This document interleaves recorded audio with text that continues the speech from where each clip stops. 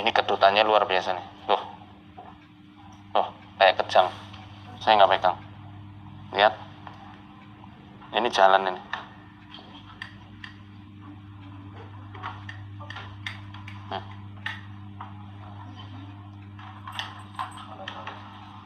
Kita sentuh kayak gini. Ini kayak ada aliran listrik. Saya berbicara apa adanya. Jika hadis ini diartikan setan berjalan di tempat jalannya darah, sering saya ulas-ulas di video-video saya sebelumnya. Lalu bagaimana tentang hadis Nabi yang menganjurkan merapatkan barisan sholat? Dengan alasan karena kalau ada celah, nanti setan bisa menggoda ketika kita sholat. Mengapa setan menunggu celah kalau memang sudah majrud dam di tempat berjalannya darah? Mengapa? Mengapa setan nunggu celah? Mengapa setan nunggu momentum tasaub, menguap untuk merasuki pikiran manusia kalau memang sudah majrud dam? Nah, ini kan hadis ini perlu disinkronkan dengan hadis-hadis yang lain, sobat muslim. Itu ya.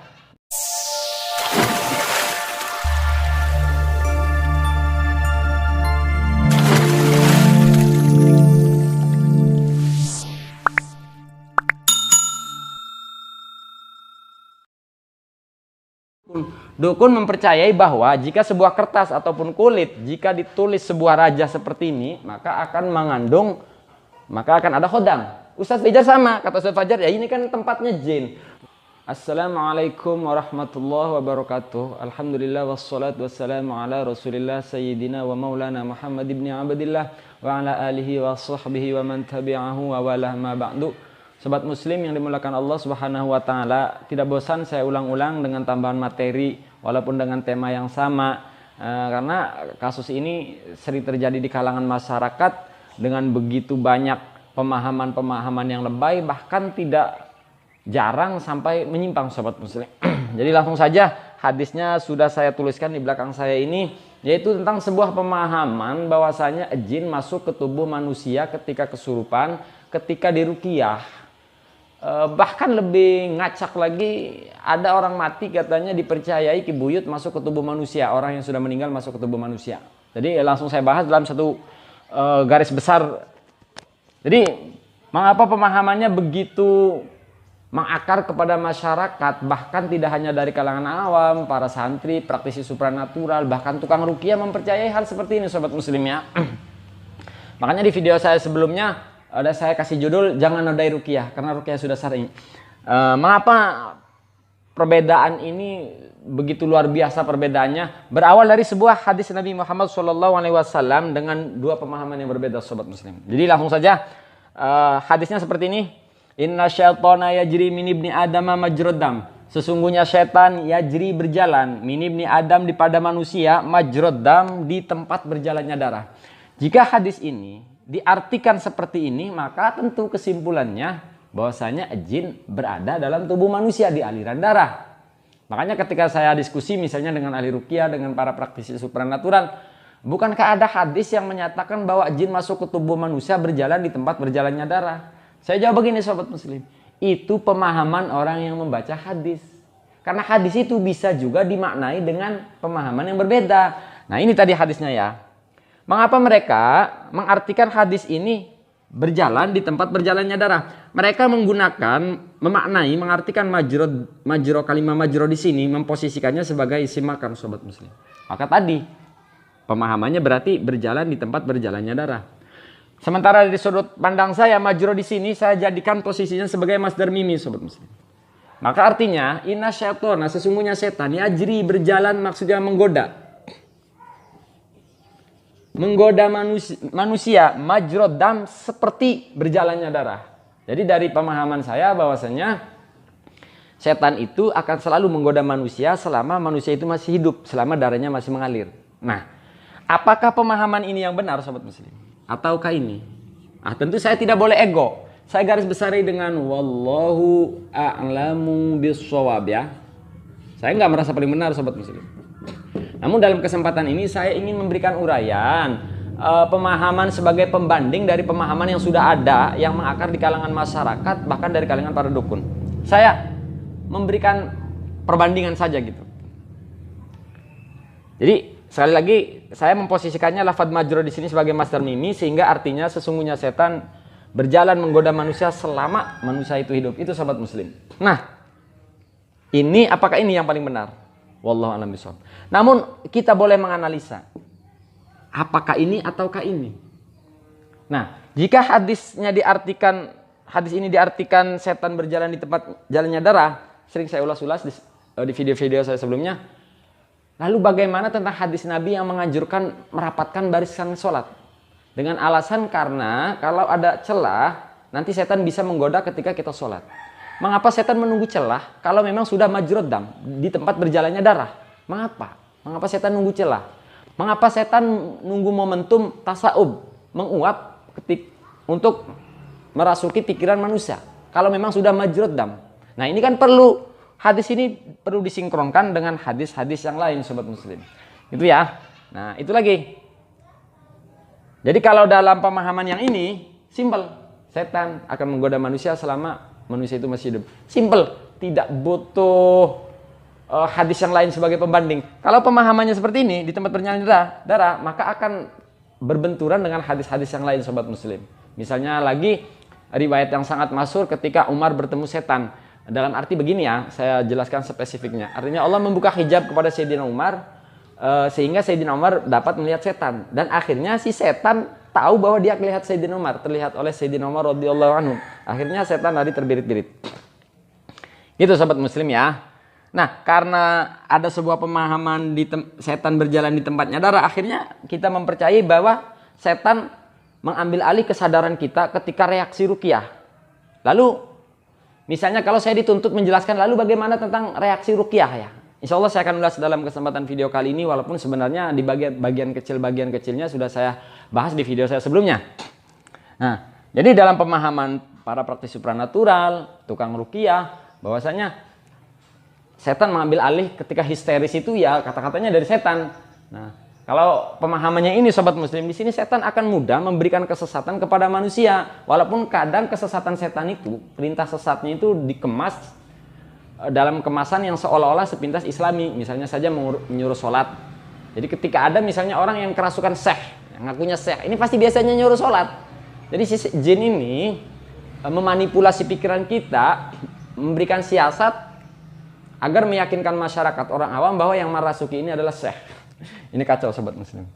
Nah, paham ya sampai sini ya? Artinya pemahaman ini jika demikian, jika ini maka akan butuh pembanding, akan berbenturan dengan hadis-hadis yang lain. Jika pemahamannya ini, sahabat-sahabat muslim tidak usah capek-capek mikir, simple, sederhana pemahamannya sobat muslim ya. Oke, langsung saja saya akan uras lalu mengapa terjadi ketika ruqyah dan ketika orang kesurupan histeris sobat muslim. Jadi histeris itu adalah sebuah bentuk reaksi dari alam bawah sadar, terserah sebutnya, ataupun reaksi dari apa yang ia percaya di pikiran. Misal, kalau orang sudah mempercayai bahwa dalam tubuh manusia ini bisa dimasuki jin, menyebabkan jin lalu mengambil kesadaran, maka ketika di ruqyah orang tersebut pasti akan histeris. Sekarang saya akan kasih pembandingnya, sahabat muslim. Benarkah pemahamannya demikian maksudnya? Saya akan ajak sahabat muslim untuk jalan-jalan fikroh maksudnya. Jadi tolong video ini tolong sampaikan ya kepada tukang ruqyah di Nusantara. Itu tadi pemahaman ruqyah ya, jin merasuki ke tubuh manusia ketika masuk, ketika kesurupan, ketika diruqyah. Nah, saya silahkan cari para ruqyah ya. Sahabat muslim juga bisa cek ini, tes ini dengan tes. Cari dukun yang bergelut dalam dunia hitam, dalam arti secara sudut pandang supranatural, dukun ini misalnya bergelut dengan setan ya. Artinya penuh dukun yang sesat, jangan dukun yang sesat karena ada dukun yang gak sesat.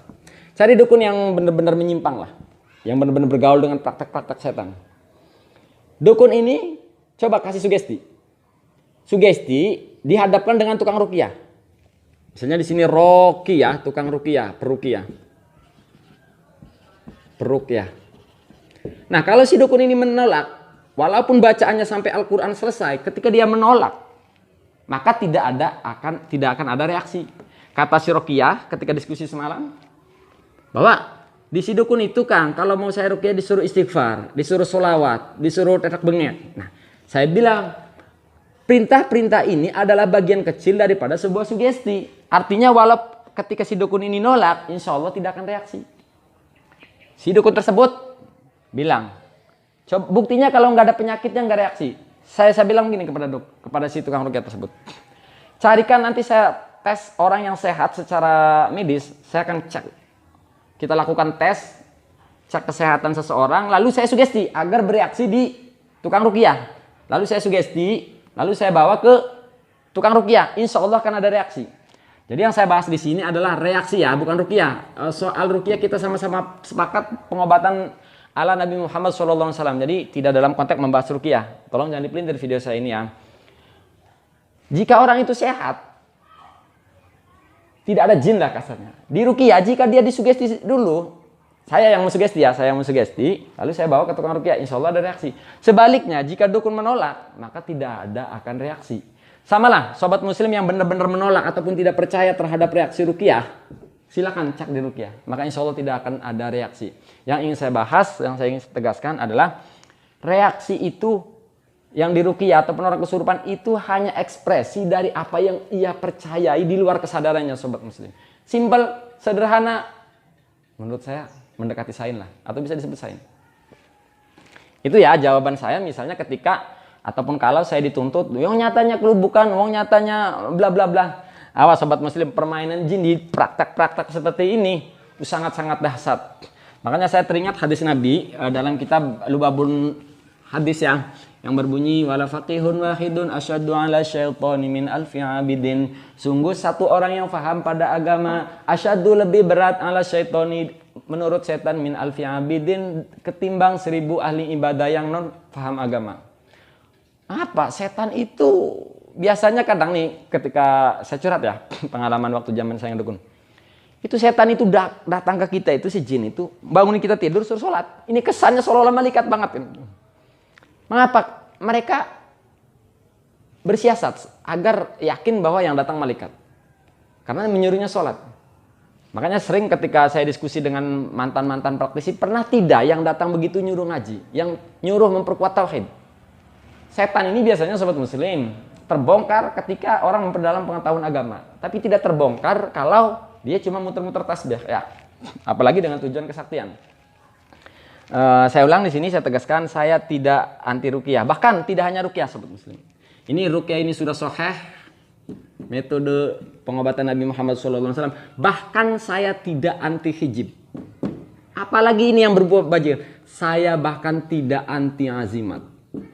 Saya tidak anti wifik. Saya tidak anti rajah. Apalagi ini namanya nih. Sowok bla bla bla bla lah.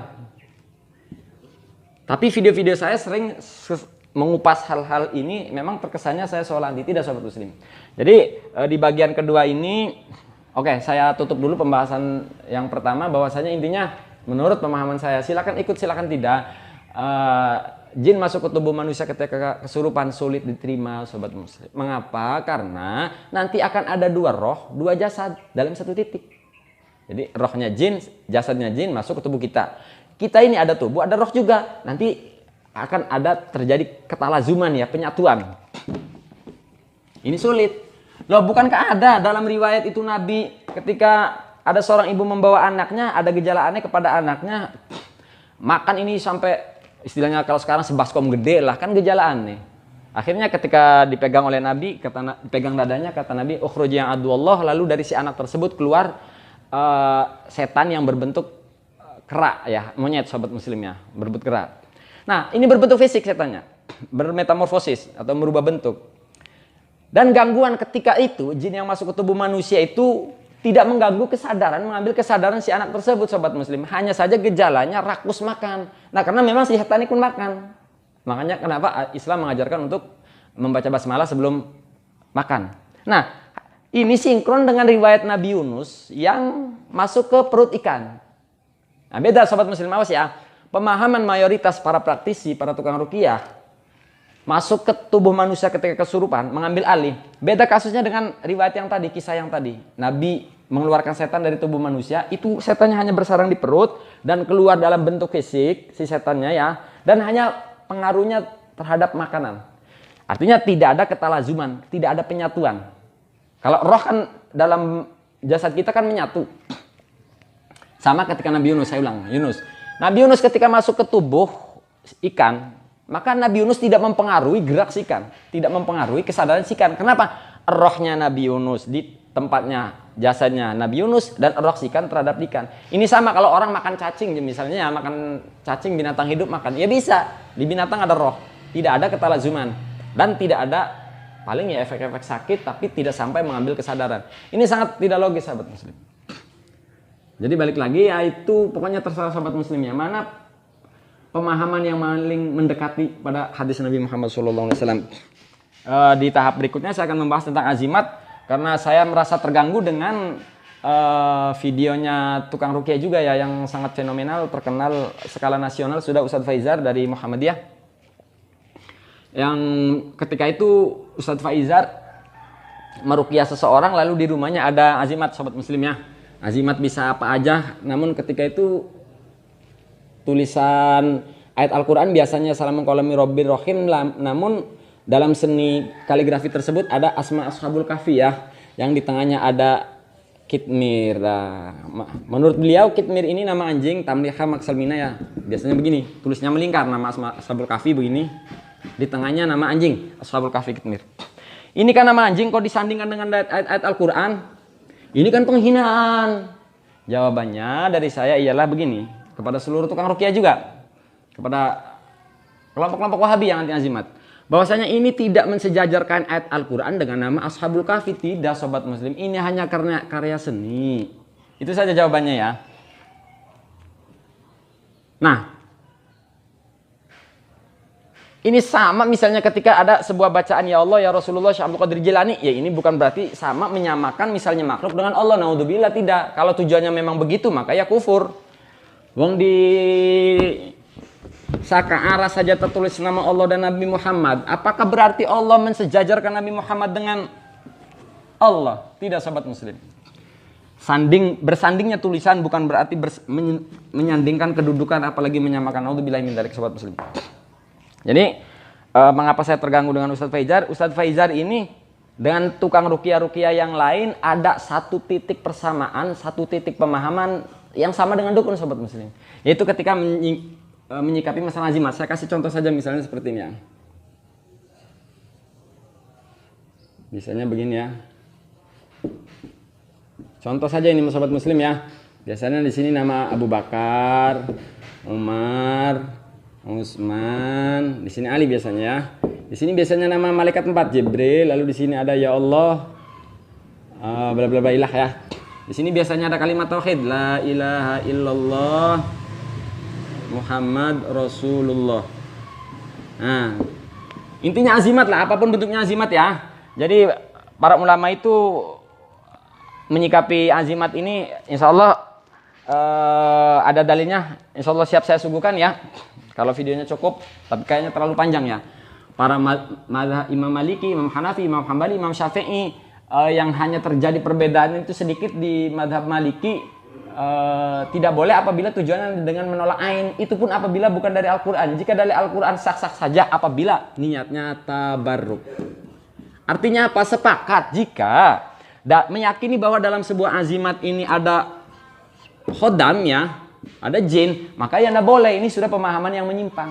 Nah, sementara sahabat muslim bisa tengok ahli-ahli ruqyah di luar sana, dari kalangan Muhammadiyah, Wahabi, soalnya yang banyak dari kalangan mereka ya, dari kalangan Aswaja juga samalah. Mereka satu persamaan, ada tukang ruqyah yang satu persamaan dengan dukun, sahabat muslim. Misalnya saja yang ada rekam jejaknya Kiai Imron, Ustadz Faizar menyebutkan ketika itu memegang sebuah seni kaligrafi mau dihancurkan, katanya, kata Ustadz Faizar, ini tempatnya jin, sobat muslim. Lah saya di situ kagum. Kok bisa Ustadz Faizar dan tukang ruqyah yang lainnya menyebutkan bahwa dalam sebuah azimat ini ada jinnya. Nah, ini kan sama, sinkron dengan pemahaman dukun.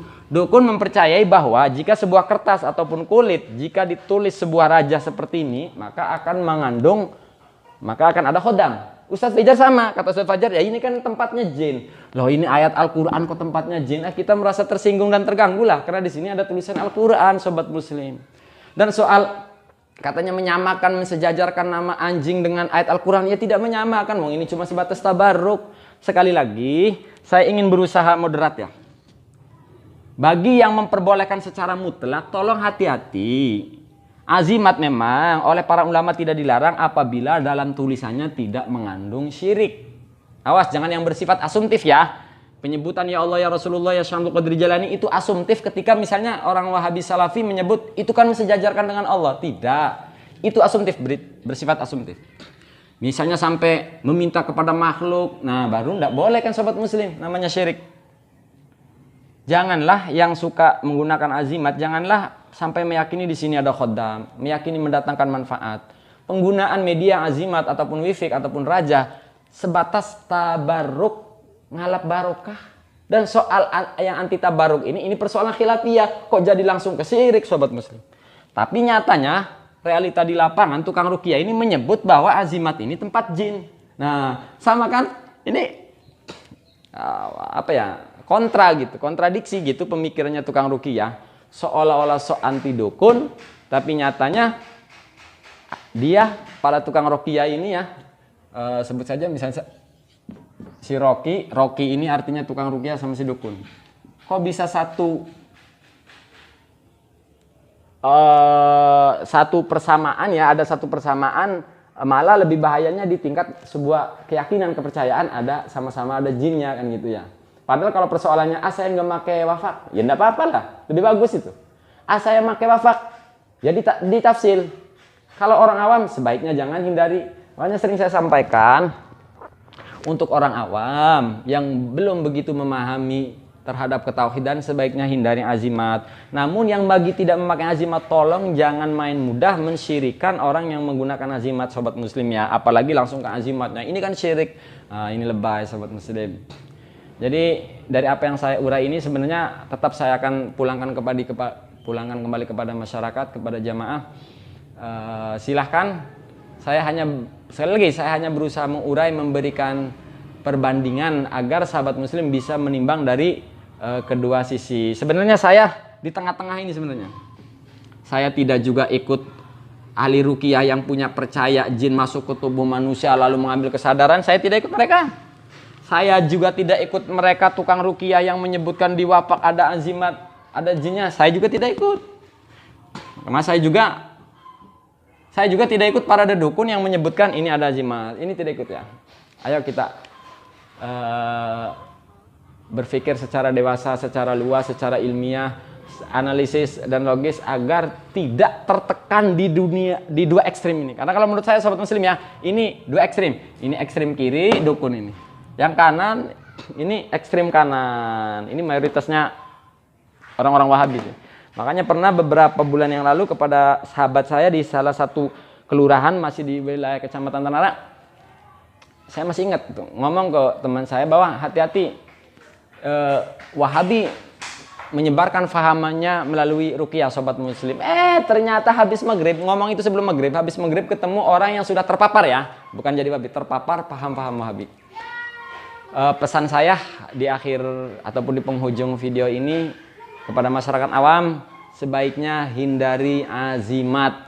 Namun bagi yang sudah tidak memakai azimat, jaga prasangka agar tidak mudah mensyirikan seseorang. Ciri khas Ahlussunnah wal Jamaah itu la yukaffiru ba'duhum ba'don, tidak mudah mengkafirkan satu sama lain. Ini hanya uraian kajian ilmiah. Kita harus mempunyai karakter yang kuat, tidak mudah mengkafirkan, tidak mudah mensyirikan. Itu saja sobat muslim, barangkali ada kata-kata saya yang tidak berkenan, mohon maaf wabil khusus kepada Ustadz Faizar.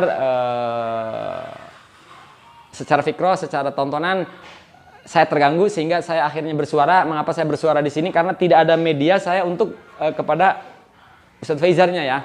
Sehingga akhirnya melalui video ini, semoga video ini sampai kepada beliau dan kepada tukang ruqyah yang lain. Tetap berbaik sangka, jangan mudah menyandarkan kepada jin, kepada santet guna-guna. Tetap berbaik sangka sobat muslim ya. Jangan mudah, ini santet, ini guna-guna. Jangan mudah juga lebay mengkait-kaitkannya kepada setiap gejala dan reaksi itu kepada jin. Semua fenomena yang bersifat indrawi, terlihat oleh mata, tersentuh, didengar, itu bersifat sains sobat muslim. Jangan dulu lari ke jin ya. Dan yang terakhir, untuk keterangan lebih lanjutnya di video saya cari saja bahwa jin bukan termasuk perkara gaib yang kategorinya alladzina yu'minuna bil ghaib. Bukan ya, jin itu gaib hanya secara bahasa Indonesia. Nanti akan diulas di video-video berikutnya lah. Mohon ampun kepada Allah Subhanahu wa taala, mohon maaf kepada pihak yang tersinggung. Hadanallahu wa iyyakum ajmain wal afu minkum. Wassalamualaikum warahmatullahi wabarakatuh.